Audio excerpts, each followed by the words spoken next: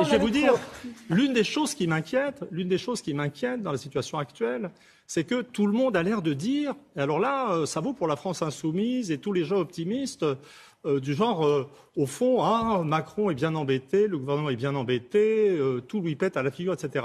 Bon, il est clair qu'au début, les choses sont arrivées par maladresse, par incompréhension, etc.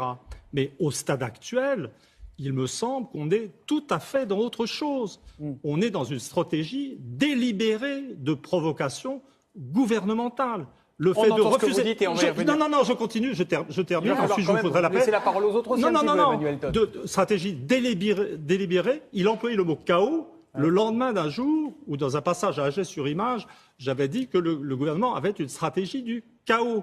Au stade actuel, la population soutient le mouvement, mais il y a des catégories sociales qui vont fléchir. Il était en bout de course.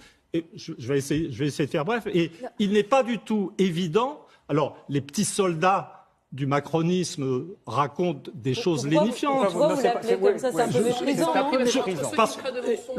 Je vais... Moi, j'ai envie de vous dire, ils ont du courage parce qu'il n'y en a pas beaucoup qui ont dit oui de venir affronter ce soir une émission en prime time en direct. Mais au stade actuel, on doit être historien, réfléchir à plusieurs possibilités et se demander si le gouvernement, en refusant un moratoire sur ces taxes, n'est pas tout simplement dans une stratégie du chaos. Et maintenant, je vais aller jusqu'au bout et je vais finir. Il a été question de l'Arc de Triomphe. Il a été question de l'Arc de Triomphe.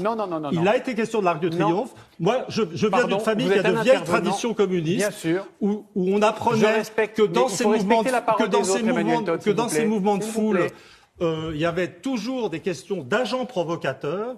Et je m'étonne de la naïveté des journalistes qui ne sont même pas capables de supposer que ces déprédations sur l'Arc de Triomphe sont le fait d'agents provocateurs. Sébastien Chenu est en direct avec nous, député du Nord, porte-parole du Rassemblement national. Bonsoir à vous, merci.